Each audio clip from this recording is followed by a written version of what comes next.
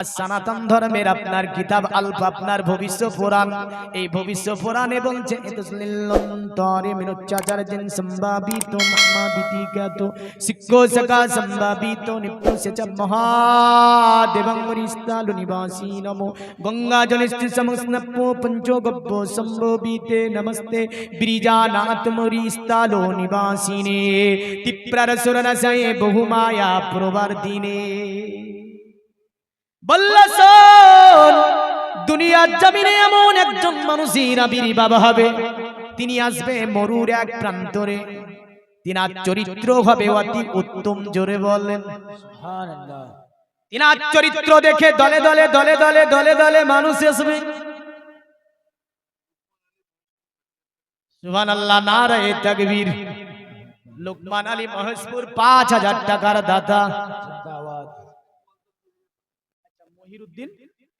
বল তোর 2000 টাকা বাকি, আল্লাহ দানকে কবুল করুন, আল্লাহ উদ্দেশ্য পূর্ণ করুন, আল্লাহ এ বদৌলতে জান্নাতে একটি করে মাকান বানিয়ে দিন। সকলে বলুন সুবহানাল্লাহ। সুজাদ আলী 1000 টাকা নগদ, 2 কুইন্টাল ভুট্টার দাতা। নারায়ে তাকবীর, নারায়ে রিসালাত। আল্লাহ দানকে কবুল করুন, হায়াত দারাজ করুন, আর আল্লাহ আপনি খেতে খামারে বরকত দিন। এ দুনিয়ার মুমিন মুসলমান যেটা বলতেছিলাম তারা বলল শুনে রেখে দাও, সিক্কু সাকা সম্ভাবিত। আর তিনার চরিত্র দেখে মানুষ দলে দলে দলে দলে আসার পরে তিনার হাতে হাত দিয়ে যেন বায়াত গ্রহণ করবে, আর তিনি যেন কি করবে, দলবল নিয়ে মক্কা শাসন করবে। মক্কার চতুর্দিককে যিনি শাসন করবে তিনি হচ্ছে আব্দুল্লাহ ছেলে, তার নাম কি হবে বলে মুহাম্মদ। যদিও বিকৃতপূর্ণ একটা শব্দ, আমার নবীজির নাম মুহাম্মদ নয়, আমার নবীজির নাম হচ্ছে মুহাম্মাদুর রাসূলুল্লাহ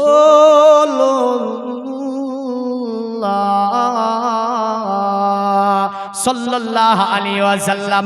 কারণ মুহাম্মদ নাম আপনার, তারা আপনার বলল মুহাম্মদ নামে তিনি আসবে দুনিয়ার জমিনে, অতএব দুনিয়াকে যিনি শান্তি কায়েম করবে, দুনিয়াতে যিনি অতএব মানবকে মানব হিসাবে প্রতিষ্ঠিত করবে তিনি হবে মুহাম্মদ। তাই তারা বলেছিল নমস্তে বিরিজানাত মুরিস্তালো নিবাসিনে তিপ্রা রসুরনসায় বহুমায়া প্রবর্ধিনে। তাই তারা বলেছিল শোনো আব্দুদেব, এই মরুস্থলে আগমনকারী ব্যক্তি, তোমাকে জানাই আমরা প্রণাম, তোমাকে জানাই আমরা শতবাদ, তোমাকে জানাই আমরা সাধুবাদ। তিপ্রা রসুরনসায় বহুমায়া প্রবর্ধিনে, দয়া করে তোমার কদমের নিচে, তোমার ওই কদমের নিচে কঠিন মাহশারের দিনে যখন অতএব হিসাব হবে, ওই দিন আমাদেরকে তোমার কদমের নিচে আমাদেরকে একটু জায়গা দিও, তো আমাদের জীবন ধন্য হয়ে যাবে। কিয়ামতের দিন কার কদমে জায়গা চাই বলেন, কার কদমে?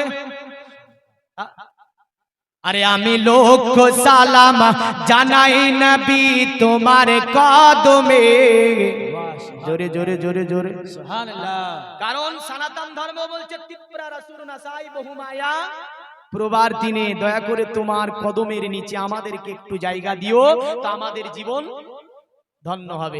এই কারণে কবি বলেছে কি, আরে সেই কিয়ামতের দিন বড় হবে যে কঠিন, পাপ পূরণের বিচার খোদা করিবেন সেদিন। নবী সেই দিনেতে, নবী সেই দিনেতে জায়গা দিও তোমার কদমে, নবী সেই দিনেতে জায়গা দিও তোমার কদমে। শান্তি সদা আছে নবী তোমার চরণে, আমি লক্ষ সালাম জানাই নবী তোমার কদমে। শান্তি সদা আছে নবী তোমার কদমে। সে দুজখের আগুন সেদিন জ্বলিবে দ্বিগুণ, তাহা দেখে ভীতু হবে আমাদের মন। সেই দুজখের আগুন সেদিন জ্বলিবে দ্বিগুণ, তাহা দেখে ভীতু হবে আমাদের মন। নবী সেই দিনেতে যায় গলুকে তোমার কদমে, নবী সেই দিনেতে যায় গলুকে তোমার কদমে।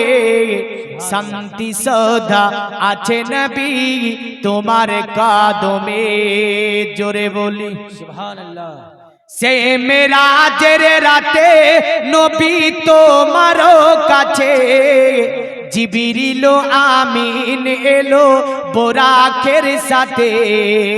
সে মেরাজের রাতে নবী তোমার কাছে, জিবরিল আমিন এলো বোরাকের সাথে। স্বয়ং জিবরিল আমিন চুমা দিল আপনার কদমে। শান্তি সদা আছে নবী তোমার কদমে। জোরে বলি সুবহানাল্লাহ। এ পৃথিবীর মুমিন মুসলমান, শুধু তাই নয়, আল্লাহর কোরআন বলছে নবীর চরিত্র অতি উত্তম। সনাতন ধর্মে আপনার ভবিষ্য পুরাণে বলল নবীর চরিত্র হচ্ছে অতি উত্তম। বর্তমান যারা সোশ্যাল মিডিয়ার মধ্যে আমার নবীর চরিত্রকে নিয়ে কথা বলে, বুঝলেন, কখনো কখনো আয়েশাকে নিয়ে বলে, কখনো আপনার দেখা যায় আমার নবীর আপনার জীবনীকে নিয়ে বলে, কখনো আপনার নবীর যুদ্ধকে নিয়ে বলে। তারা তাদের কিতাবগুলো পড়েনি। দ্বিতীয় আপনার ঐতিহাসিকদের তাদের আপনার মনোঋষি জ্যোতিষীর কথাগুলো পড়েনি। পৃথিবীর মুমিন মুসলমান, শুধু তাই নয়, দুনিয়ার জমিনে সনাতন ধর্মের গুরুত্বপূর্ণ একটা কিতাব, প্রাচীন আপনার কিতাবটি আপনার এই ভারতবর্ষের সরজমিনে বহুল আর প্রচারিত একটি কিতাব। কিতাবটির নাম হচ্ছে মহাভারত। কি নাম বললাম? মহাভারত। মহাভারতে বলছে শোনো, দুনিয়ার জমিনে কালক্রমে বিষ্ণু যশেতে নামেতে ব্রাহ্মণ সম্বল নগরতে জন্ম লইবেন, তখন মহাবীর্য মহাবুদ্ধি কলকিতার ঘরে জন্মিবে যথাকালে দেবকার যা ধরে। কি নাম? সুবহানাল্লাহ। কি নাম? নারায়ে তাকবীর। আল্লাহু আকবার। এই জোরে বলবেন না, নারায়ে রিসালাত। একটু জোরে বলুন তো। কলিমুল হক 1000 টাকা ও 1 কুইন্টাল মাখই, মাখই তো বলে গো, ভুট্টা দান করেছে। আল্লাহ দানকে কবুল ও মঞ্জুর করুন। সকলে বলুন আল্লাহুম্মা আমিন। আল্লাহ তার খেতে খামারে বরকত দিন, হায়াত দারাজ করুন, মুসিবত থেকে হেফাজত করুন, স্ত্রী পরিবার পরিজনকে অসুখ বিসুখ থেকে হেফাজত করুন। আল্লাহুম্মা আমিন।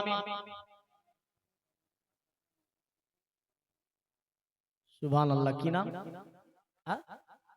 মাজেদ আলী। নারায়ে তাকবীর। আল্লাহু আকবার। মাজেদ আলী জিন্দাবাদ। 12,000 টাকার দাতা।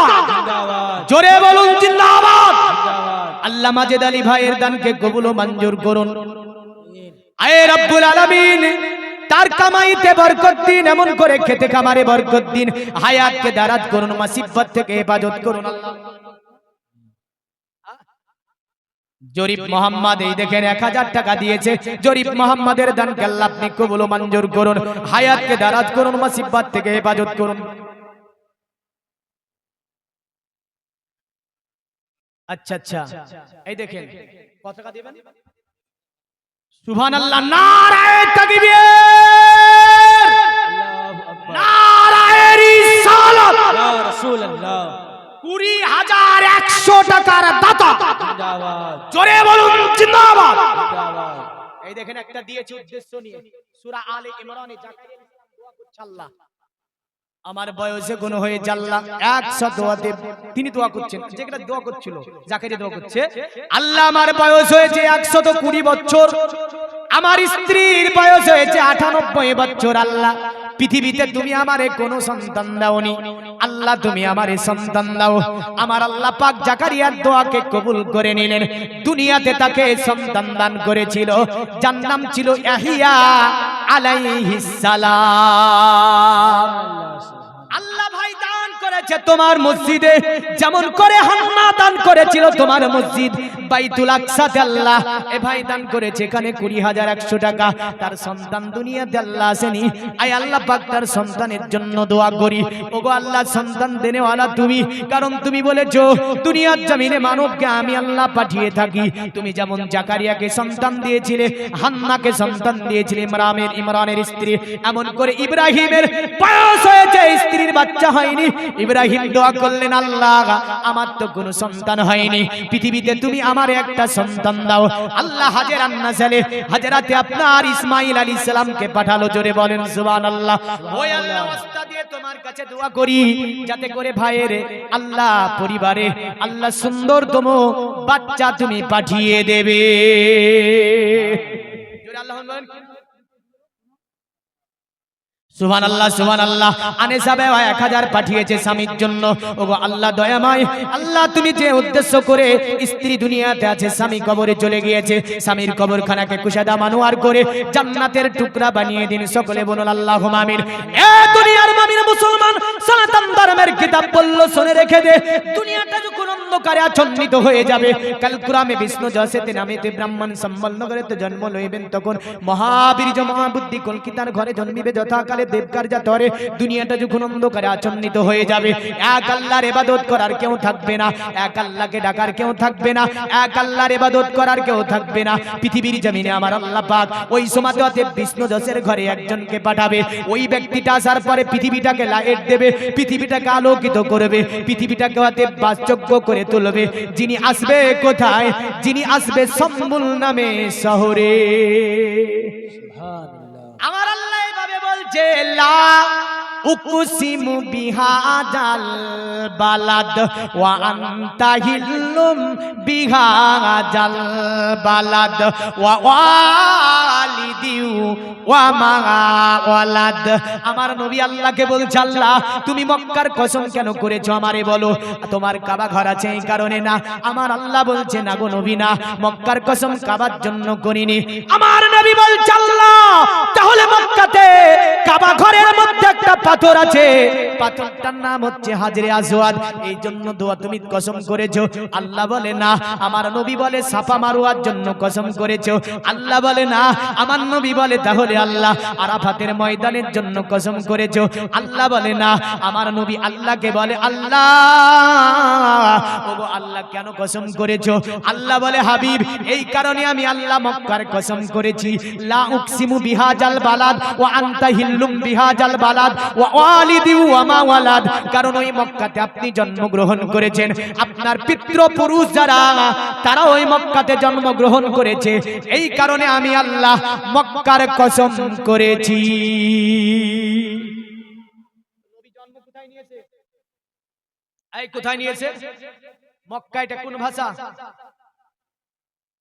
মক্কা কোন ভাষা বাংলা না আরবি আল্লাহ বলেছে কোরআনে ইন্না আওয়ালা বাইতি উদিয়া লিন-নাসি লাল্লাযী বিবাক্কাতা মুবারাকা ওয়া হুদাল লিল আলামিন এর পূর্বের নাম ছিল বাক্কা কি নাম ছিল বাক্কা আবার কোরআনে আরেকটা সূরাতে আল্লাহ পাক মক্কাকে এভাবে বলেছেন ওয়াত্তিনি ওয়াজ-যাইতুনি ওয়া তুরি সিনিনা ওয়া হাদাল বালাদিল আমিন দুটি বৃক্ষের আমি আল্লাহ কসম করছি তুরে সিনার কসম করছি আমানাতে শহর মক্কার আমি আল্লাহ কসম করছি জোরে বলেন তাহলে এখানে ভবিষ্যৎ আপনার ভবে আইতে বললো মহাভারত বললো সম্বলে আসবে অথর্ব বেদে এভাবে বলছে সম্বলে বিষ্ণু যাসেতে গৃহে মহাদুর্ব ব্রহ্ম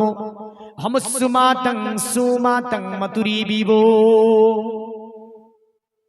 মানে তিনি আসবে সম্বল নামে শহরের ওপরে জোরে বলেন এ সম্বল শব্দ শব্দটির অর্থ হচ্ছে আপনার আমানতের এলাকা, শান্তির শহরে একটা দ্বীপ, আর ওই দ্বীপে আসবে তিনি, এ কথার স্বীকার করে তারা।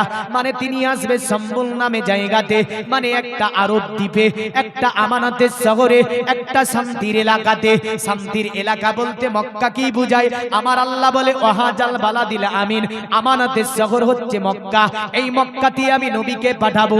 আল্লাহ সূরা বালাদে বলে দিল নবীকে আমি মক্কাতেই পাঠাবো। তাহলে মক্কার আপনার কি হবে? অতএব আরবি করতে গেলে এর নাম হবে ওয়াহাজাল বালাদিল আমিন বা মক্কা বা বাক্কা। আজ যদি এর আপনি বাংলা করতে যান, বাংলা হবে আমানতের এলাকা, শান্তির শহর, আপনার সংরক্ষিত একটা এলাকা। আর যদি একে সংস্কৃতি ভাষায় বলতে যান, বলতে হবে সম্বুল, মানে সম্বুলে তিনি জন্মগ্রহণ করবে। পণ্ডিতকে বলল, গো পণ্ডিত, সম্বুলে তিনি আসবে, দয়া করে তুমি বলে দাও ওনার বাবার নামটা কি হবে? বলে বাবার নাম হবে, তিনার বাবার নাম হবে বিষ্ণুযশ, মানে তিনি বিষ্ণুযশের ঘরে আসবে। বিষ্ণুযশ শব্দটি সংস্কৃতি শব্দ। বিষ্ণুযশ শব্দের যদি বাংলা করা হয়, বাংলা হবে আপনার কি? বিষ্ণুযশের বাংলা হবে আল্লাহর দাস, বিষ্ণুযশের বাংলা হবে আল্লাহর গোলাম, বিষ্ণুযশের বাংলা হবে আল্লাহর বান্দা। আর যদি আরবি করা হয়, আরবি হবে আব্দুল্লাহ, মানে তিনি আব্দুল্লাহর ঘরে দুনিয়ার জমিনে পদার্পণ করবে। জোরে বলেন সুবহানাল্লাহ। বললে পণ্ডিত নাম তিনার বললে বিষ্ণুযশের ঘরে আসবে, আর তুমি বললে সম্বুলে আসবে, দয়া করে বলবে উনাকে যিনি জন্ম দেবে ওই নারীটার নাম কি হবে? বলল হামসুমা তাং মাতুরিবিবো, মানে যে নারীটা তিনাকে জন্ম দেবে ওই নারীটা বড় ভাগ্যবতী হবে, ওই নারীটা বড় অতএব সুন্দরী হবে, ওই নারীটা বড় মাদুর্যবান হবে, ওই নারীটা অতএব বড় আদর্শবান হবে। বলল নাম কি হবে? বলে হামসুমা তাং মাতুরিবিবো, মানে তার নাম হবে সুমতি। সুমতি নামে নারী পৃথিবীর জমিনে তাকে জন্ম দেবে। সুমতি শব্দটার অর্থই হচ্ছে সুন্দরী, সুমতি শব্দটার অর্থই হচ্ছে মাধুর্যবান, সুমতি শব্দের অর্থই হচ্ছে চরিত্রবান। আর যদি আরবি করা হয়, আরবি হবে আমিনা। কি হবে? বড় নসিবওয়ালা মহিলা, है ना, বড় নসিবওয়ালা মহিলা। এই কারণে কোন কবিও বলে দিয়েছেন कि नसीब पेलेन ओगो मामिना, এইরকম নসিব কোন নারী পায় পেয়েছে? कि नसीब पेलेन ओगो मामिना, मामिनार को ले नूरे चादो हासे, যে নূরে তাজাল্লা সারা জগত ভাসে, যে নূরে তাজাল্লা সারা জগত ভাসে, যার নামেতে আজান ভাসে ওই বাতাসে। জোরে জোরে সুবহানাল্লাহ। কার নামে? আরে রাসূলের নামে।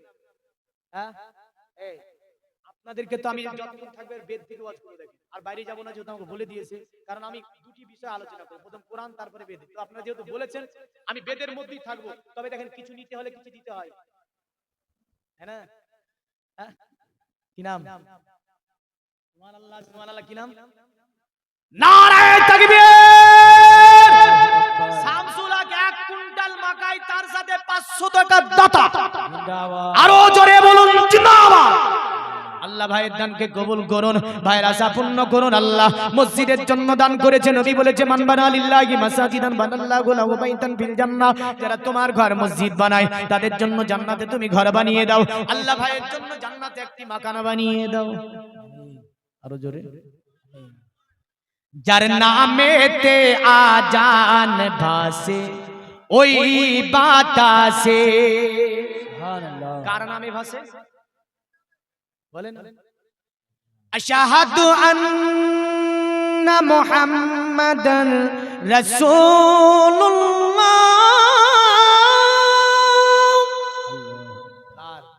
মুহাম্মদ সাল্লাল্লাহু আলাইহি সাল্লামের নাম চতুর্দিকে আকাশে বাতাসে মুখরিত হয়, আর ইবলিস শয়তান পালায়। আশহাদু আন্না মুহাম্মাদান রাসূলুল্লাহ।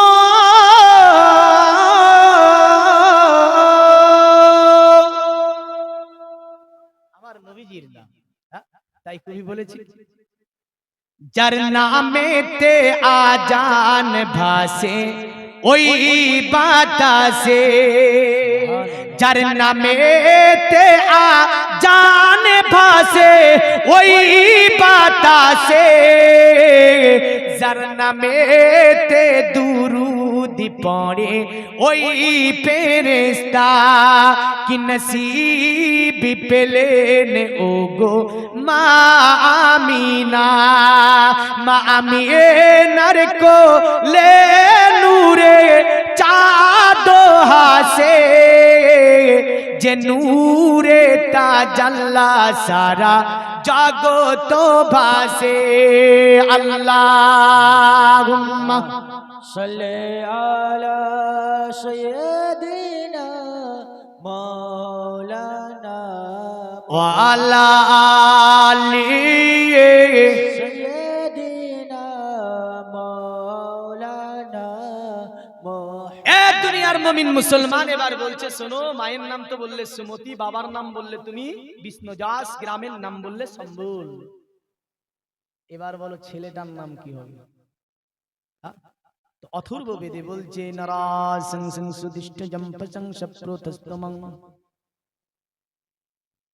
নারাসং সমহি নারাসং মধ্যবর্তীতা দেবাদা ক্রান্তি প্রাকৃতিতা,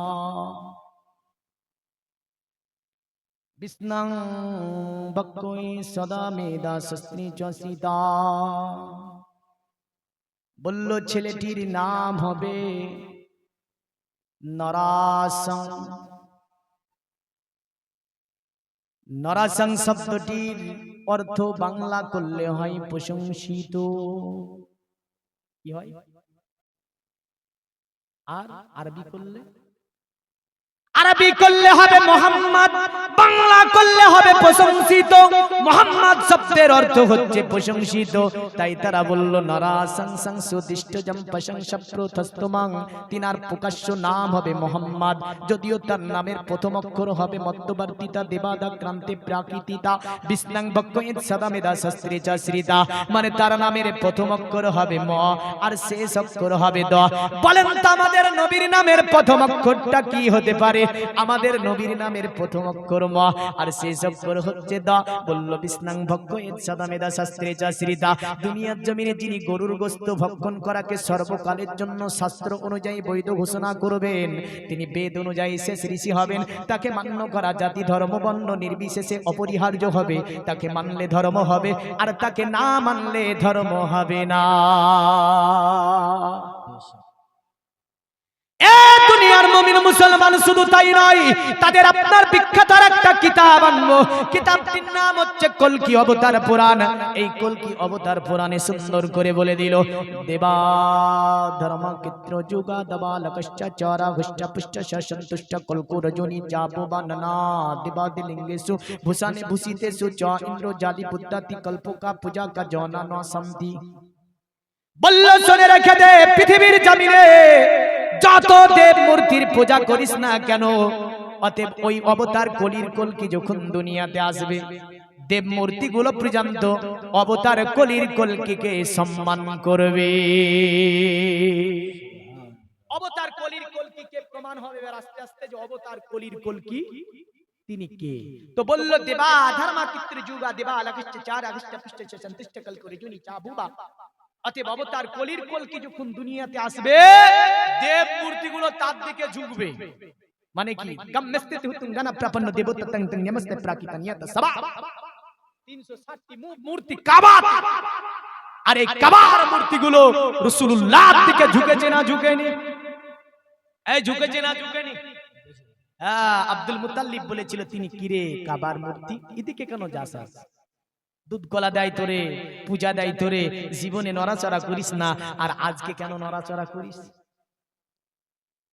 গায়েবী আওয়াজ আসছে আব্দুল মুতাল্লিব কাবার কাবা এসেছে আমিনার ঘরে। জোরে বলো সুবহানাল্লাহ। কাবার কাবা এসেছে কার ঘরে? আমিনার ঘরে। এই কারণে আমরা মূর্তিগুলো কোন দিকে চলে যাচ্ছি? আমি না ঘরের দিকে চলে যাচ্ছি, মানে তারে সম্মান জানাচ্ছি।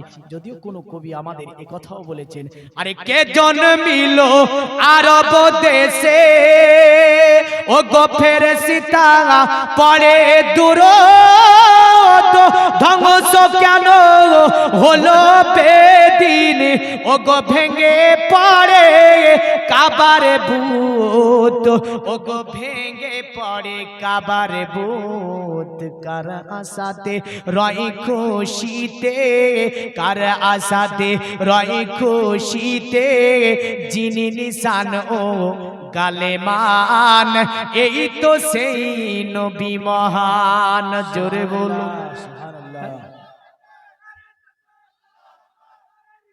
ইয়া রাসূলুল্লাহ, জিন্দাবাদ জিন্দাবাদ। তো সনাতন ধর্মের কিতাব বললো দেবা ধর্মাকিত্র যুগা দেবা লাগাচ্ছা চারা হুষ্টা পুষ্টা সন্তুষ্টা, মানে যত দেব মূর্তির পূজা করবিস না কেন, ওই কবতার কলির কলকি যখন আসবে তার জন্য মূর্তিগুলো পর্যন্ত তার সম্মান জানাবে। শুধু তাই নয়, বলল শোন, পৃথিবী একটা নতুন জীবন পাবে। অতএব পৃথিবীর জমিনে যে গাছ জীবনে কোনোদিন যে গাছে ফুল ফুটেনি, অতএব ওই গাছে ফুল ফুটবে। যে গাছে পাতা বেরায়নি ওই গাছে পাতা বেরাবে। যে পশুর স্তনে দুগ্ধ ছিল না ওই পশুর স্তনে দুগ্ধ আসবে। যে পশু চলতে পারতো না ওই পশুটা হুষ্টা পুষ্টা হয়ে যাবে, মানে সন্তুষ্ট হবে। দুনিয়া সন্তুষ্টি কামনা করবে। জলস্থ বৈস্থল প্রাণী সকলেই যেন একটা আপনার নবীজির জন্য, সকলে যেন আপনার কি করবে, দুনিয়া নতুন জীবনের জন্য তারা যেন ছোটাছুটি করবে। জোরে বলেন। আরে দুনিয়া পেল নতুন জীবন, ও গো শুকনো গাছে ফুল ফুটে, কারি ওসিলাই আদম নবী খোদার নিকট হয় মাকবুল, ও গো খোদার নিকট হয় মাকবুল। কে বা হলেন নবীর সরদার, কে বা হলেন নবীর সরদার, ও গো খোদার পরে কারি সিতান, এই তো সে নবী মহান। মানব বেশে দুনিয়ায় এসে কে দেখালেন খোদার শান, এই তো সে নবী মহান। এসে জিবরিল করতেন নাজিল, এসে জিবরিল করতেন নাজিল, যার ওপরে পাক কোরআন, এই তো সে নবী মহান। তারা বলল শোন, হুষ্টা পুষ্টা সন্তুষ্ট কল্ক রজনী চাবু বানানা দেবা দে লিঙ্গে সুভূষানে ভূষিতে সুচ। অতএব পৃথিবীর জমিনে ওই অবতার কলির কলকি যখন আসবে, অনেকগুলো দেব মূর্তি যে তোরা পূজা করে ইন্দ্রজালি বুদ্ধাতি কল্পকা পূজা কা জনসন সন্ধি, আর ওই যে ইন্দ্রজালিকদের কল্প কাহিনী তিলকবাজি করে মানুষকে ভুগিয়ে ভাগিয়ে রাখা যাবে না। বলে না কোথায় গেল, মানে শ্রীরামকৃষ্ণ গেল গোসল করতে, গোসল করতে গিয়ে একটা বড় পুকুরের ধারে নারীদের কাপড়গুলো চুরি করলো, বানিয়ে বানিয়ে কথা সব। তো বললে ইন্দ্রজালি বুদ্ধাতি কল্পকা পূজা কা জানা না সন্ধি, এই যে ইন্দ্রজালিকদের বানিয়ে বানিয়ে গল্প কাহিনী পৃথিবীর জমিন থেকে যিনি অবসান ঘটাবে, পৃথিবীর জমিনে যিনি এগুলোকে অতএব এগুলোকে যিনি বন্ধ করে দেবে, তিনি হচ্ছে অবতার কলির কলকি। অতএব আর কি করবে, অত তেসং ভবিষ্যন্তি, পৃথিবীর জমিনে যিনি শান্তি কায়েম করবে তিনি হচ্ছে অবতার কলির কলকি। এ দুনিয়ার মুমিন মুসলমান পণ্ডিতকে বলো অবতার কলির কলকিটা কেমন হবে, দয়া করে আমাদের কারো পরিচয় দিয়ে যাবে, কারণ আমাদের যাতে করে চিনতে অসুবিধা না হয়, আমাদের জানতে যাতে অসুবিধা না হয়, আমাদের মানতে যাতে অসুবিধা না হয়। বলল শুনে রেখে দে, অবতার কলির কলকির পরিচয় দিয়ে দেয়। বলল অজমু মাসু গমারুহে দেবদত্তং জগৎপতিং শিনা সদুদমন নমস্তে সবার্য গুণা নিবিতং চিরোরন্না সোনা খোনাং হইনা প্রতিমুত্তাতিং নিপুলিঙ্গ চতুর্দশন কুড়িশো নিয়নো সেতিং অতুতি সং ভবিষ্যন্তি মানাং শ্রী বিধাদানি বে বসুদে বাঙ্গারা গাতি পুণ্য গন্ধ নিষ্পিসাম পৌরজন পদনং বে হাতিস কি লাজুসা, মানে গরিবের একটা একটা করে আচ্ছা ওটা বলে দিচ্ছি। হ্যাঁ কি বলে বলল চলে রেখে দি আগে পৃথিবীর জমিনে যিনি আসবেন তিনি কে বলে এমন মানব আসবে তিনি হবেন মহামানব তার সঙ্গে আর অন্য কারো তুলনা হবে না তিনি হবে বিশ্ব মানব জোরে জোরে জোরে সুবহানাল্লাহ। এই নবীর সঙ্গে কারো তুলনা হবে বিশ্ব মানব কারণ এই কারণে আব্দুল মুত্তালিব নিজের পুত্রবধূকে বলেছিল কি জানেন পিতা বলে ওগো আমিনা আমি তাকিতে চিন্তা করো না যিনি আছে তোমার গর্ভেতে সারা বিশ্বে তুলনা হবে না সুবহানাল্লাহ। এতটুকুই বললাম গজল আরো বলতে হবে প্রিয় নবীকে ভুলে যেও না নবী ছাড়া জান্নাত পাবে না প্রিয় রাসূলকে ভুলে যেও না প্রিয় নবীকে ভুলে যেও না নবী ছিলেন মায়েরই গর্ভে পিতা গেলেন ব্যবসাতে আসার পথে ফিরে এলো না স্বামী হারা হলেন মা আমিনা এটাও বেদে আছে মন্ত্র আছে আমার কাছে পরে দিয়ে দিচ্ছি মানে স্বামী হারা যে মা আমিনা হলো এই ব্যাপারে মন্ত্র বেদে বলে দিয়েছি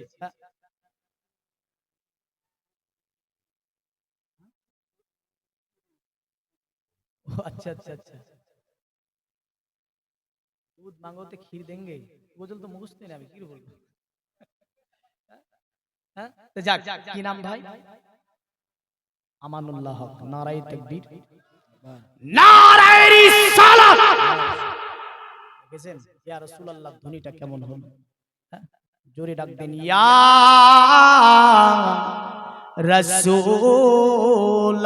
রাসূলুল্লাহ मोहब्बत इश्क ভালোবাসা ইয়া রাসূলুল্লাহ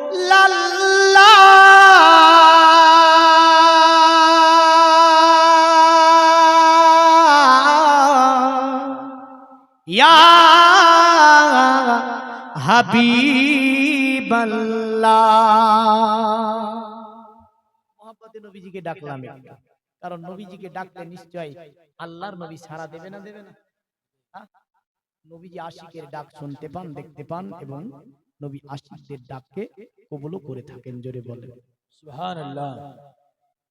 আরে আসার পথে ফিরে এলো না স্বামী হারা হলেন মা আমিনা প্রিয় নবীকে ভুলে যেও না নবী ছাড়া জান্নাত পাবে না প্রিয় রাসূলকে ভুলে যেও না আরে নবী এলেন এই দুনিয়াতে চারজন নারী এলো খিদমতে আরে নবী এলেন এই দুনিয়াতে চারজন নারী এলো খিদমতে নারীগুলো এতই সুন্দরী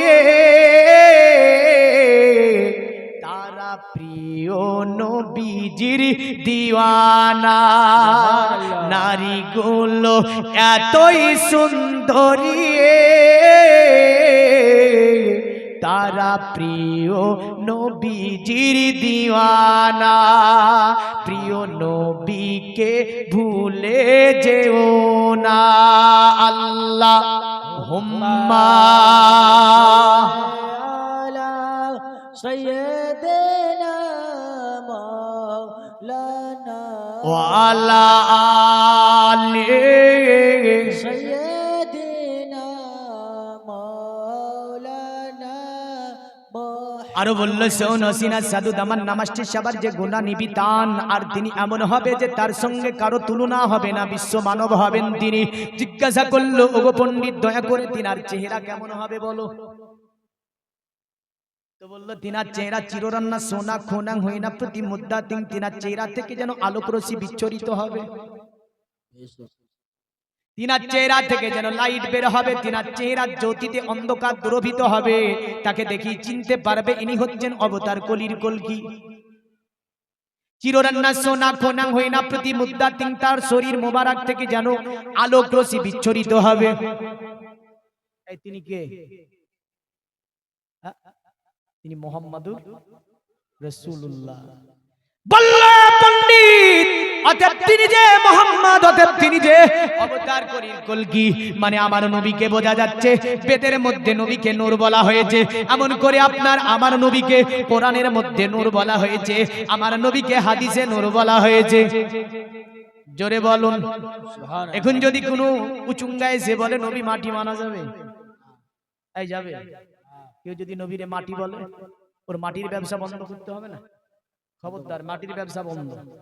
কারণ কোরআন বলেছে কাদ জাআকুম মিনাল্লাহি নূরু ওয়া কিতাবুম মুবিন।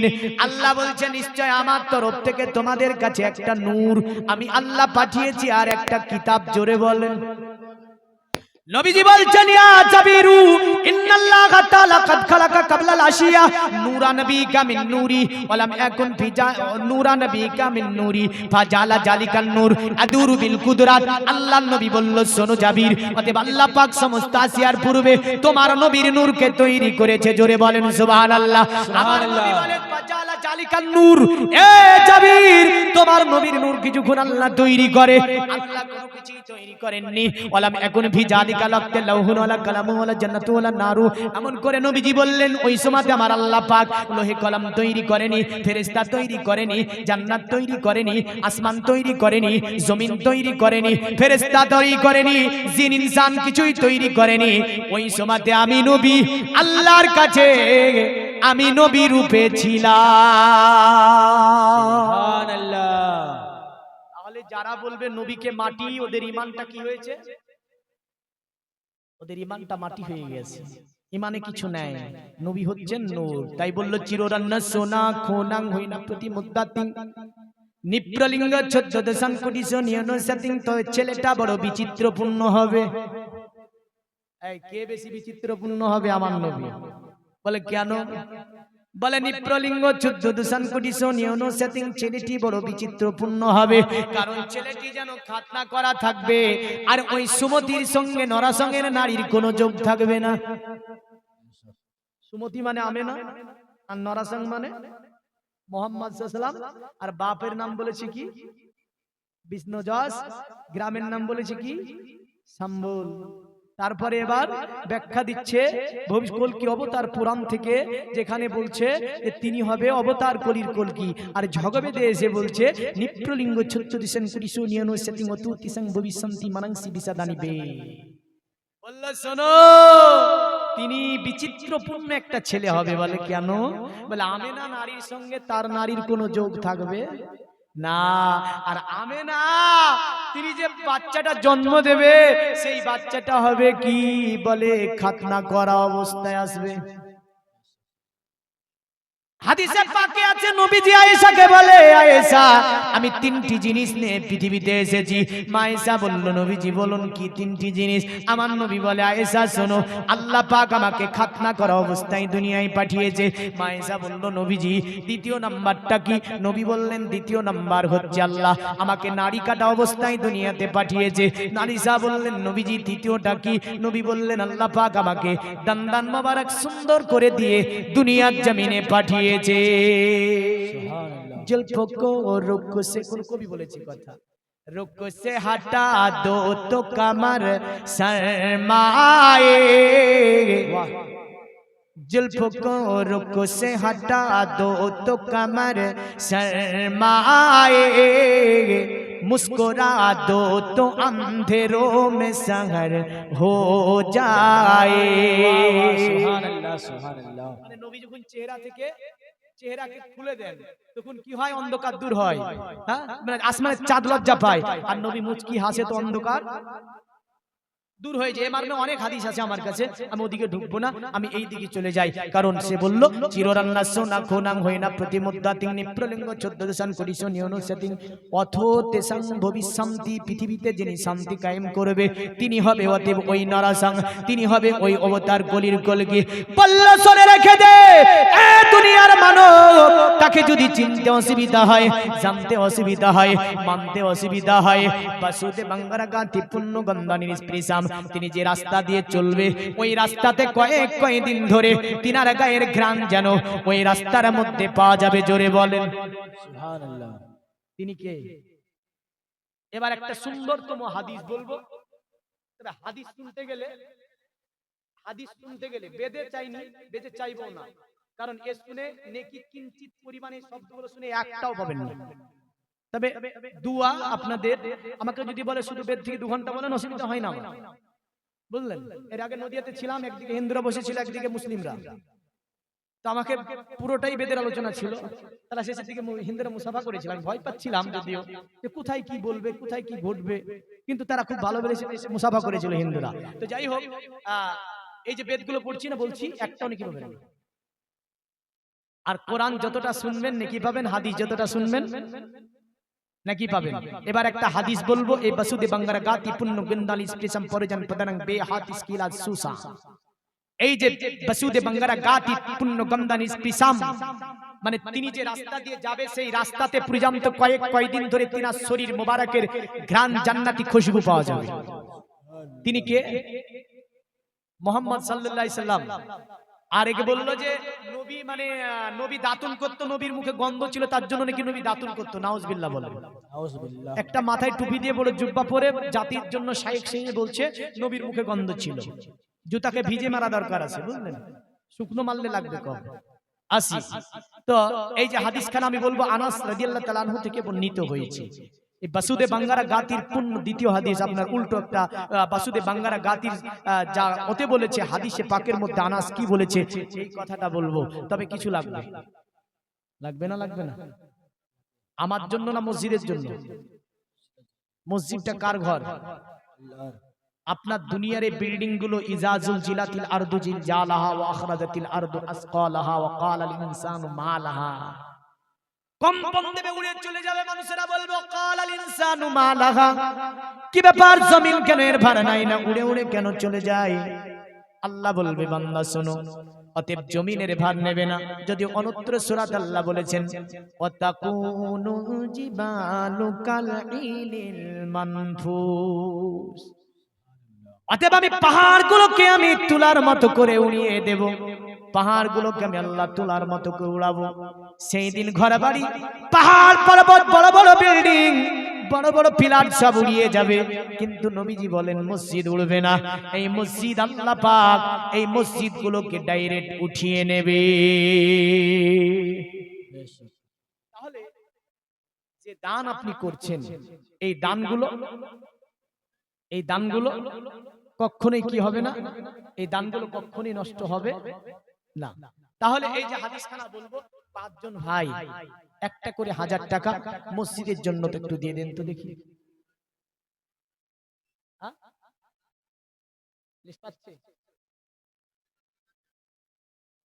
আচ্ছা আচ্ছা, এনার্জি লেস পেলে শেষ করে দেবো, কোনো অসুবিধা নাই। হ্যাঁ হ্যাঁ হ্যাঁ, হাসুর দেখেন ওয়াজের সিস্টেম থাকে, মানে আমি চালাবো গাড়ি আর আপনি ধরবেন স্টারিং, তাহলে অসুবিধা হবে। মানে আমি চালাবো গাড়ি, আপনি ধরছেন স্টারিং, এইভাবে ওয়াজ হয় না। হ্যাঁ, কারণটা হচ্ছে কোরআন ও হাদিসের সঙ্গে মিলিয়ে বলতে বললেন, আবার বেদের সঙ্গে মিশিয়ে আবার উঠে বলছেন যে এটা বলতে হবে, এগুলো তো স্টারিং আপনার হাতে চলে গেল।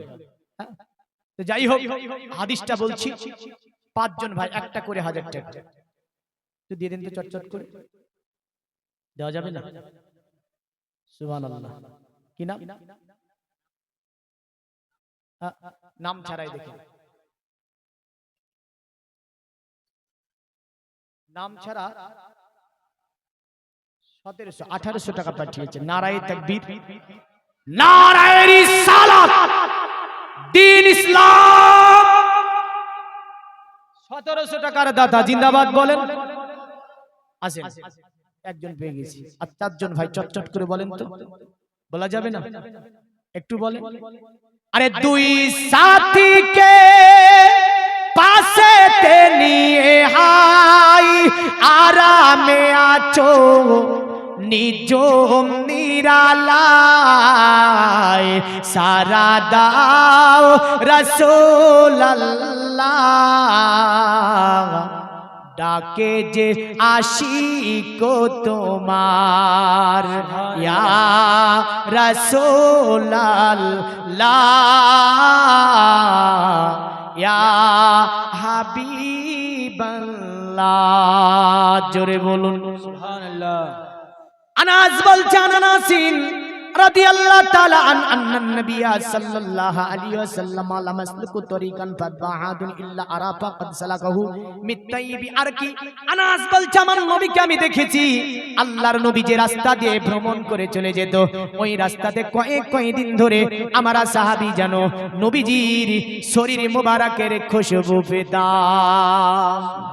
তাই ঝগবেদে বলল পশুতে বাংলা গাতি পুণ্যগন্ধানি নিষ্পৃশম পরজন পদানাংবে, মানে ওই অবতার কলির কলকি যে রাস্তা দিয়ে ভ্রমণ করে চলে যাবে, ওই রাস্তাতে যেন কয়েক দিন ধরে গ্রাণ পাওয়া যাবে, কয়েক দিন ধরে খুশবু পাওয়া যাবে। পরজন পদানাংবে হাদিস কিনা সুসা। অতএব পৃথিবীর জমিন থেকে যখন দুষ্ট দমন কাজ কমপ্লিট হয়ে যাবে, মানুষ দলে দলে আসার পরে অবতার কলির কলকির হাতে হাত দিয়ে যেন বায়াত গ্রহণ করে এক বাক্যে পড়ে লা ইলাহা, জোরে জোরে লা ইলাহা ইল্লাল্লাহু মুহাম্মাদুর রাসূলুল্লাহ সাল্লাল্লাহু আলাইহি ওয়াসাল্লাম, যেটা পবিত্র কোরআনের সূরা ফাতার মধ্যে আল্লাহ এইভাবে বলেছে, ইন্না ফাতাহনা লাকুম ফাতহাম মুবিনা। এ নবী, আপনার জীবনের উত্তমতম বিজয় হচ্ছে 630 খ্রিস্টাব্দের ঘটনা, ওটাই বেদে এভাবে আছে পরজান পদানাংবে হাদিস কিনা সুসা। একটা এমন দিন আসবে, মানুষ গ্রামগঞ্জে গঞ্জে থেকে এসে তিনার হাতে হাত দেওয়ার পরে বায়াত গ্রহণ করবে। তিনি হচ্ছেন কে? তিনি হচ্ছেন মুহাম্মাদুর রাসূলুল্লাহ সাল্লাল্লাহু আলাইহি ওয়াসাল্লাম। সুবহানাল্লাহ। আর এই বায়াতের প্রথমতম যে শব্দটা ছিল মক্কাতে আমার নবীজির, সেটা কি ছিল? লা, জোরে বলেন। এ দেখেন, এ কি পড়ি বলে বললেন, মানে এ লা ইলাহা আর লা ইলাহা, আলহামদুলিল্লাহ, আলহামদুলিল্লাহ, সুবহানাল্লাহ, সুবহানাল্লাহ, এই যে শব্দগুলো, আসমান জমিন পার্থক্য আছে না নাই? একাধিক মানুষ পড়ে লা ইলাহা ইল্লাল্লাহ, কোনো মানে নাই, নেকিও নাই। এই লা ইলাহা পড়ে কোনো কাজও নাই। শব্দটা কি হবে? একদম উচ্চারণ ঠিকভাবে, কারণ রাসূলুল্লাহ সাল্লাল্লাহু আলাইহি ওয়াসাল্লাম তিনি বলেছেন, ইজতালা আলাইনা রাজুলুন, একজন ব্যক্তি নবীজির কাছে আসলো, আসার পরে বসলো, একদম সাদিদুন বিআজুস সিয়াব, তার গায়ে সাদা জামা ছিল। বলছে ক্বালা আখবারানি আনিল ইসলাম, নবীকে বললেন ইসলামের কথা বলুন। নবী বললেন ক্বালা রাসূলুল্লাহ সাল্লাল্লাহু আলাইহি ওয়াসাল্লাম আন্না তাশহাদু আল্লা ইলাহা ইল্লাল্লাহ ওয়া আন্না মুহাম্মাদুর রাসূলুল্লাহ, তুকিমুস সালাত, তুতিদ যাকাত, তাসুমু রমজান ওয়া তাহাজ্জাল বাইতা। নবীজি প্রথম নম্বরে বললেন লা ইলাহা, একদম টান দিয়ে পড়বেন এখানে, লা ইলাহা ইল্লাল্লাহু মুহাম্মাদুর রাসূলুল্লাহ।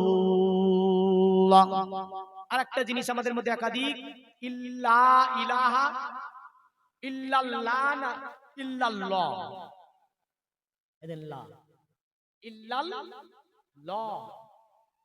लाम पर जबर या पेश आए तो वो लाम हमेशा के लिए पूर हो जाता है, মানে লামের উপরে যদি জাবার এবং পেশ এসে যায়, তার আগেকার অক্ষরে জাবার এবং পেশ হবে, ও লাম পুর হবে। আর তার আগের অক্ষরে যদি জের শব্দ থাকে, ওই লামটা বারিক হবে, যেমন বিসমিল্লাহির রহমানির রহিম। এই ছোট ছোট শব্দগুলি, এই ছোট ছোট শব্দগুলি। তাহলে এবার আরেকটা শব্দ হচ্ছে আলহামদুলিল্লাহ। বলবো না কি বলবো?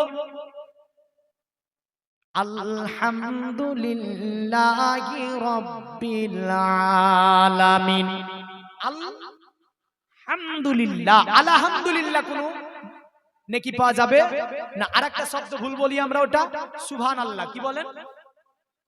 কিন্তু শব্দটা সুবহানাল্লাহ নয়, শব্দটা হচ্ছে সুবহানাল্লাহ। কোরআনে এভাবে আছে,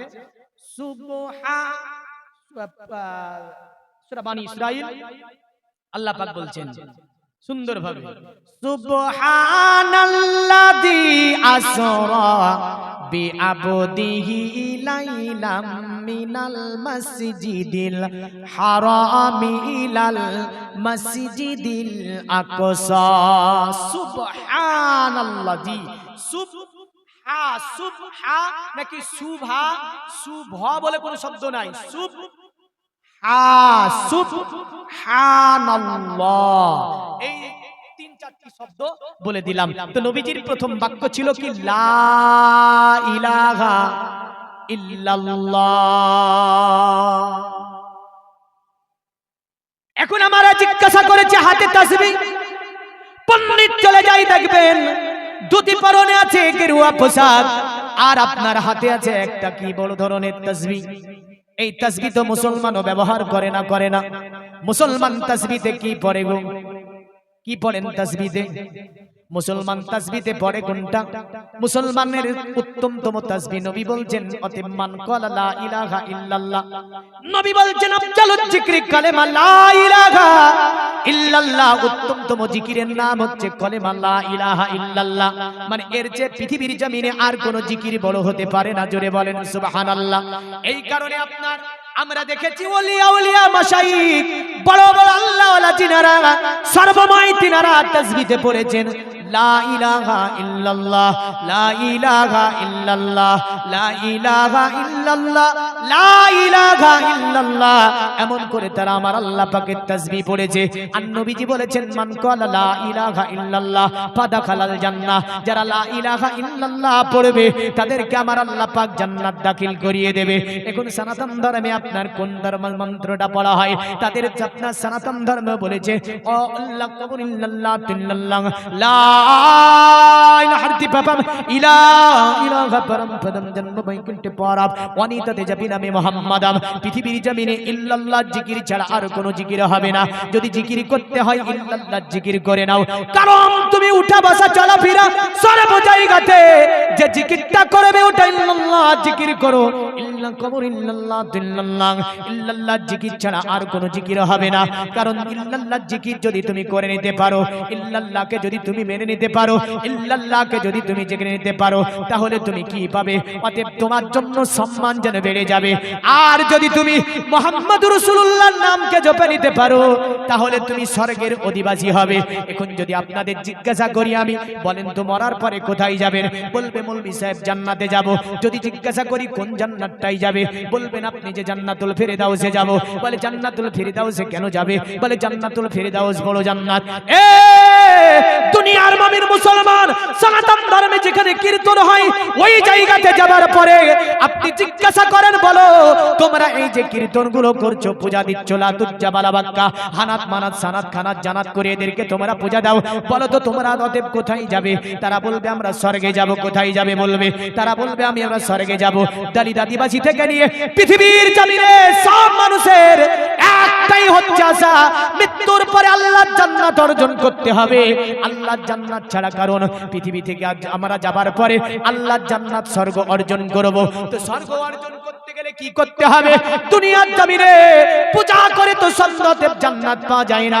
কারণ একজন হিন্দু আপনার চলে যাচ্ছে, ছেলের হাতে আছে দুধ, কলা, আপেল, বেদানা, এমন করে বিভিন্ন ফলমূল। জিজ্ঞাসা করেন বাবু কোথায় যাবে? বলে মন্দিরে যাব। বলে মন্দিরে কিসের জন্য যাবে? বলে পূজা দিতে যাব। পূজা দিয়ে কি করবে? বলে পূজা দিয়ে এই কারণে বাবা বাড়িতে বড় অসুস্থ হয়ে পড়ে আছে, বাবার জন্য একটা পূজা দেব আজকে মন্দিরে যাবার পরে। বলে কেন গো? বলে বাবা যাতে করে সুস্থ হয়ে যায়, এই কারণে বাবার জন্য মন্দিরে যাবার পরে একটা পূজা দেব। আর একজন মহিলা চলে যায়, হাতে আছে একটি আপনার ঝুড়ি, আছে কিছু ফুল, তার মধ্যে আছে কিছু ফল, তার মধ্যে আছে একটি ঝুনঝুনি, বিভিন্ন কিছু নিয়ে চলে যায়। আপনার জিজ্ঞাসা করেন, বলো নারী তুমি কোথায় যাবে? বলবে মন্দিরে যাব। বলে কেন মন্দিরে যাবে? বলে পূজা দিতে যাব। বলে কি হবে পূজা দিয়ে? বলবে এই কারণেই পূজা দেব, আমার স্বামীটার আয় কমে গিয়েছে, ব্যবসা বাণিজ্যে বড় অবনতি, আমি যাবার পরে মন্দিরে পূজা দেব যাতে করে ব্যবসা বাণিজ্যে উন্নতি হয়। আর একদম যাচ্ছে, জিজ্ঞাসা করা হলো, বলো তুমি কোথায় যাবে? বলে দেখতে পাও না এই আপেল, দুধ, কলা, বেদানা ইত্যাদি নেওয়ার পরে আমি মন্দিরে যাব, ঠাকুরের পূজা দেব। বলে পূজা দিয়ে কি করবে? ও বলবে পূজা এই কারণেই দেব, আমার বাড়ির ছেলেটির অসুখ ভালো হয় না, যাতে করে ছেলেটি আমার ভালো থাকে, পড়ালেখা ভালো করতে পারে, এই কারণে আমি পূজা দেব। আর একজনকে জিজ্ঞাসা করেন, বলো তুমি দুধ কলা নিয়ে মন্দিরে যাও, তোমাদের প্রতিমাগুলি রাখা থাকে, যাবার পরে তুমি পূজা দেবে, বলো তুমি কিসের জন্য পূজা দেবে?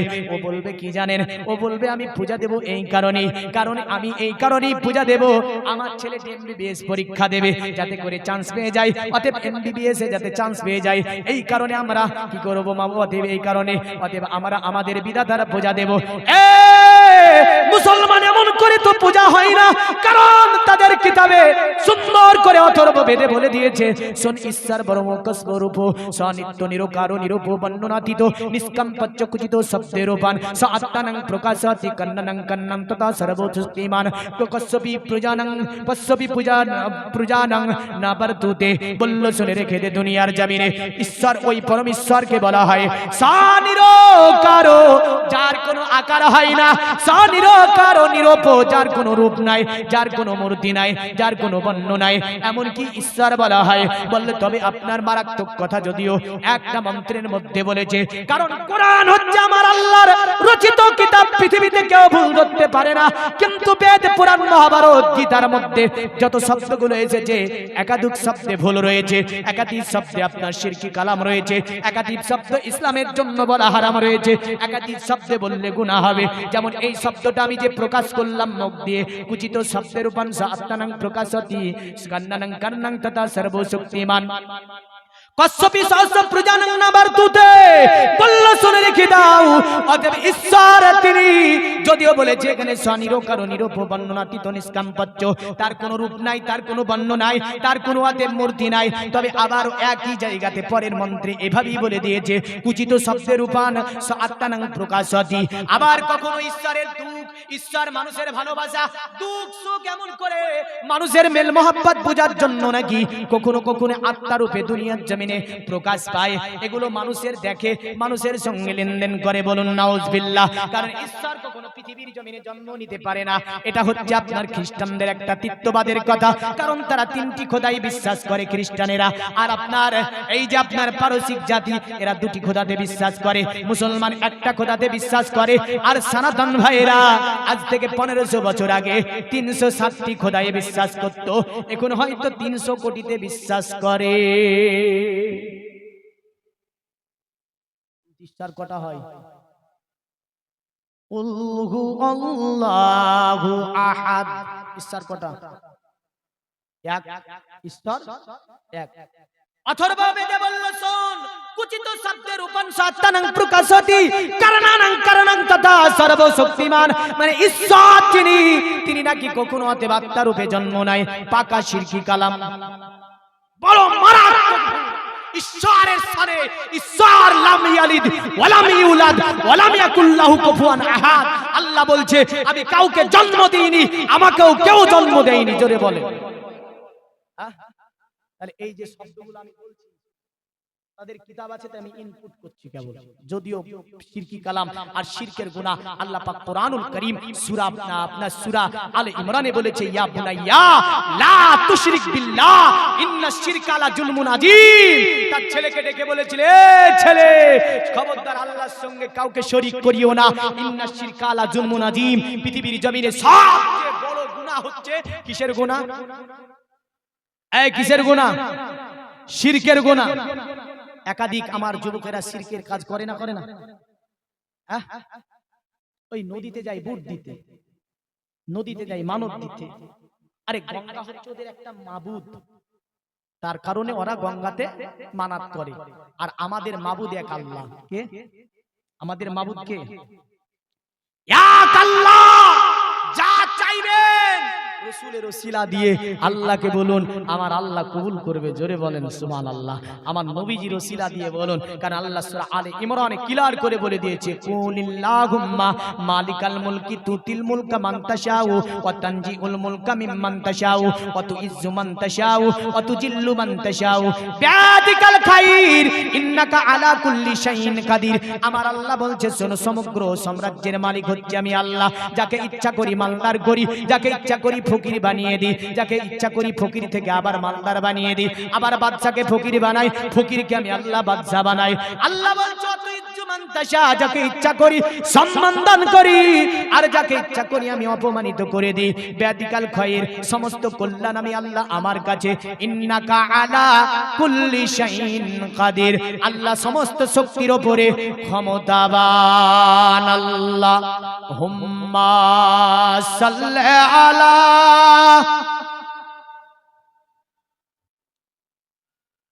ওয়া আলা আলিহি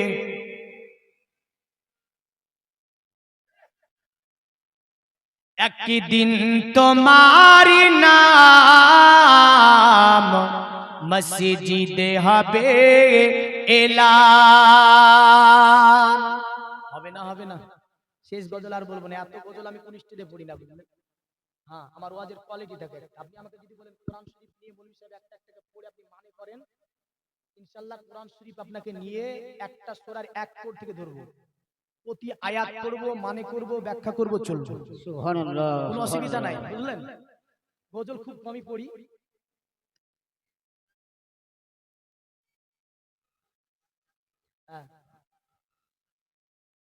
এই দেখেন মনোমন্ত্র বলে, ওর মনোমন্ত্র, মনোমন্ত্র, ওই মনোমন্ত্র তৈল কবর ইল্লাল্লাহ তিল্লাল্লাহ লা ইলাহা ইল্লাল্লাহ লা ইলাহা পরমপদম জন্ম বৈকুণ্ঠ পারা পনিততে জপি নামে মুহাম্মাদম। এ বান্দা, দুনিয়াতে তুই যাহা কিছু করিলি এগুলো করে জান্নাত পাওয়া সম্ভব হবে না, স্বর্গ লাভ করা সম্ভব হবে না। স্বর্গ যদি লাভ করিতে চাস তাহলে লা ইলাহা ইল্লাল্লাহ পরমপদম, অতএব এক আল্লাহ কি মানতে হবে, আল্লাহ ছাড়া অন্য কারো উপাসনা করা যাবে না। আর বললো মুহাম্মাদের নাম যদি জপে নিতে পারিস জান্নাতের অধিবাসী হবে। এটাকেই বলা হয় মনোমন্ত্র। এটাই তুলসী তলায় নিয়ে যাওয়া হয়, মৃত্যু সজ্জিত ব্যক্তির কানের কাছে পড়ে। আর এই ব্রাহ্মণ হয় বড় চালাক, ঢোল নিয়ে বুঝলেন ডম ডম ডম ডম করে বলাই থাকে, এমন জোরে বাড়ি মারবি যাতে কিছু শুনতে না পায়। হ্যাঁ, এমন জোরে বাড়ি মারবি যাতে শুনতে না পায়। আর আমি পড়বো একবার মুহাম্মদ দম দম দম দম দম,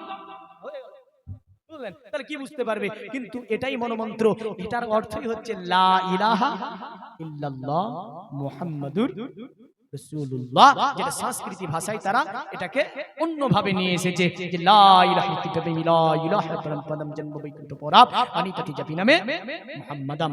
এই মনোমন্ত্র পড়া হয় তুলসী তলায় নিয়ে যাওয়ার পরে মৃত্যু সজ্জিত ব্যক্তিকে। আর এই মন্ত্র না পড়লে স্বর্গ যাওয়া যাবে না। যদিও ঝগবেদে বা অর্থ বেদে কথাও বলেছে, বললো মৃত্যুর পরে তুই যদি জান্নাত পেতে চাস, স্বর্গ পেতে চাস বান্দা, তাহলে বিশ্ব ভূমণ্ডলকে যিনি সৃষ্টি করেছেন ওই বিশ্ব ভূমণ্ডলকে সৃষ্টিকারীর একমাত্র ইবাদত ছাড়া জান্নাত পাওয়া সম্ভব হবে না। আবারও যদি গীতা দেখেন, গীতাতে বলেছে পিতা হসিল কস্য চরাচরস্য তস্য পজিচ্য গুরুগুরিয়ান না তদ সমস্ত কতন্নে হত্যপতিম প্রভা। অতএব তুই যদি স্বর্গ লাভ করিতে চাস তাহলে এখানে আল্লাহর শানে বেয়াদবিমূলক আচরণ করেছে কারা?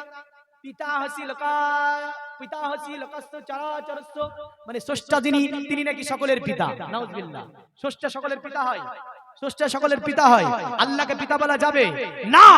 বললো তিনি সকলের পিতা, সকলের গুরু, অতএব পূজা করতে হলে তারই পূজা করতে হবে। তারই যদি পূজা করতে পারিস তাহলে মরার পরে শান্তি পাবি, মরার পরে তোরা শান্তি পাবি। এখানে যদি আল্লাহকে বিষ্ণু বলেছে, আল্লাহকে ষষ্ঠী বলেছে, আল্লাহকে কোরআন বলেছে, আল্লাহকে আপনার অনেক জায়গায় বলেছে ব্রহ্মা, আল্লাহ রব্বুল আলামিনকে অনেক সময় বলেছে প্রভু, আল্লাহকে বলেছে অনেক সময় গড, আল্লাহকে বলেছে অনেক সময় ঈশ্বর, পার্বতী, ভগবতী। এই যে নামগুলো বলা হয়েছে সবগুলো শরীয়তের বিধানে আল্লাহর শানে এমন শব্দ বলা হারাম, হারাম, হারাম। আপনার এলাকায় মুফতি এসে জিজ্ঞাসা করে নেবেন যে আমাদের এখানে একজন এসেছিল, এসে বলেছে আল্লাহকে বিষ্ণু বলা হারাম, আল্লাহকে পার্বতী বলা হারাম, আল্লাহকে প্রভু বলা হারাম, আল্লাহকে গড বলা হারাম, আল্লাহকে এমন করে যত ভগবতী, পার্বতী, বরুবতী যা বলেছে বিষ্ণু সবগুলো বলা হারাম। আল্লাহকে বলতে গেলে কি বলতে হবে? আল্লাহই বলতে হবে। কি বলতে হবে? আল্লাহ বলতে হবে। আর তার সাথে আরো 99টা নাম, ইয়া আল্লাহু ইয়া রহমান ইয়া রহিম, এই যে নামগুলো আছে, এই নাম ছাড়া বলা যাবে? বলা যাবে না। এখানে অনেকেই শুনলেন এই শব্দগুলো, আমি সকলকে বলবো তোবা করে যাবে। আমিও তোবা করবো শেষে। কারণটা হচ্ছে আমরা ইসলাম ধর্মের মানুষ। কোন ধর্মের মানুষ? ইসলাম ধর্মের মানুষ। আল্লাহর শানে এই শব্দগুলো, এই কারণে আমজাদ হোসেন সিমনানি মাদ্রাসায় আমি এসেছিলাম, আমাকে উঠার আগে বলে দিল একটাও বেদ বলবেন না আপনি। মানে উনি স্টেজে পড়তে দেননি ওনার মাদ্রাসায়, বলেছিল একটাও বেদ বলবেন না। আপনারা যেহেতু বলে দিলেন তাই আমি এতই বলে দিলাম। আরো এখনো আপনাকে নিয়ে যাই বেদের দিকে, দেখি হ্যাঁ কি আছে এর মধ্যে। দেখেন আল্লাহকে আল্লাহ বলে রাখতে হবে। ওটা মা গঙ্গাকে দেওয়া যায় আত্মার শান্তি কামনা করার জন্য। হ্যাঁ, আর ছাইটা দিলে কি হয়? ওখানে ওং নমঃ নমঃ করে তার একটা মন্ত্র পড়ে, হ্যাঁ সেই মন্ত্র পড়ার পরে গঙ্গাতে ভাসিয়ে দিয়ে এটাই তাদের বলা থাকে যে তোমাকে আমি গঙ্গাই দিলাম, অতএব হে মা যমুনা, অতএব তুমি তারে স্বর্গ লাভ করিয়ে দাও। হ্যাঁ, এই সমস্ত বিষয়ের পূজাগুলো ওদের রয়েছে। হ্যাঁ, তো যাই হোক, একটা মন্ত্র, একটা পঞ্চমন্ত্র এমন করে একটা মন্ত্রের নাম আছে আপনার, যে সনাতন ধর্মের যিনি একজন এসেছিলেন, মন্ত্রটার নাম সেদিন শিয়ালদাতে একখানা বই ক্রয় করলাম, এই সনাতন ধর্মের মধ্যে তাদের সেই সব মন্ত্রগুলো ছাই থেকে নিয়ে কত মানে মৃত্যুর, আমরা যেমন আপনার ওই যে ফুলের পাতা দিয়ে গোসল করায়, তারা কি পাতা দিয়ে গোসল করাবে তাও লেখা আছে। এমন করে তারা আপনার ওই যে গোসল করানোর সময় কয়জনকে যে পানি উঠাতে হবে তাও লেখা আছে, কটা ফুল লাগবে ওই ঘটির মধ্যে, সবগুলো লেখা আছে। বাংলাতে কিতাবটা বেরিয়েছে, কিতাবটার নাম বেশ কি মন্ত্র বেশ। এই দেখেন একজন 500 টাকা দিয়ে গেল, আল্লাহ কবুল করুন, এমন করে আপনার আশা আকাঙ্ক্ষাকে পূর্ণ করুন, সকলে বলুন আল্লাহুম্মা আমিন। আসি এবার আপনার সঙ্গে ওই বিষয়টা নিয়ে, আল্লাহ শব্দটা বেদে আছে কিনা? আব্দুল লতিফ, এই দেখেন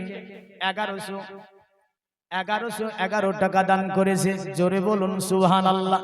এই 1111 টাকা আল্লাহ কবুল করুন, এমন করে ওলিয়া উলিয়ার সোহবাতে থাকার তৌফিক দিন, এমন করে আল্লাহ দুনিয়ার জমিনে, পৃথিবীর জমিনে আল্লাহ আপনি ইসলামের ছায়াতলে শান্তিময় জীবন যাপনের, জোরে জোরে, একদিন তোমাকে পরিয়ে কাফন, আত্মীয় স্বজন করবে দাফন, হঠাৎ চলে যাবে আদরের ধান, প্রিয় মা বাবার ভাসিয়ে নয়ন, তৈরি থেকো তৈরি রেখো,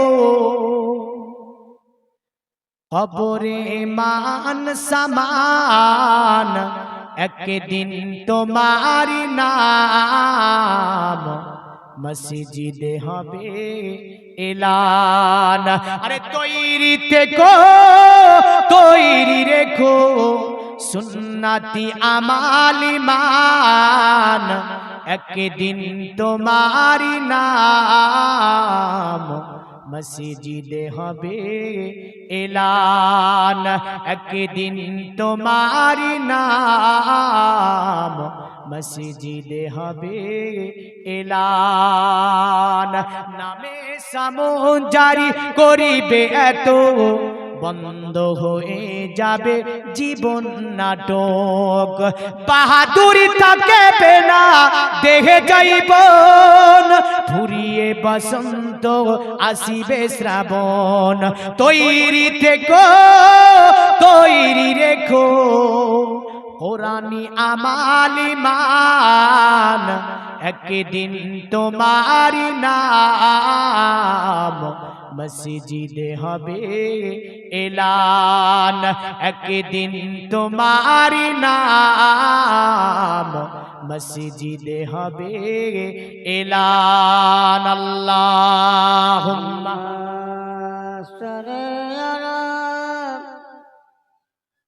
মৌলানা মুহাম্মদ ওয়া আলা আলি সাইয়্যিদিনা মাওলানা। যার শেষ ভালো তার সব ভালো, এর আগে বক্তা বললো, এটা প্রবাদ বাক্য না হাদিস? না জানো, আজে বাজে বলা ঠিক নয়, না জানলে বলতে হয় না।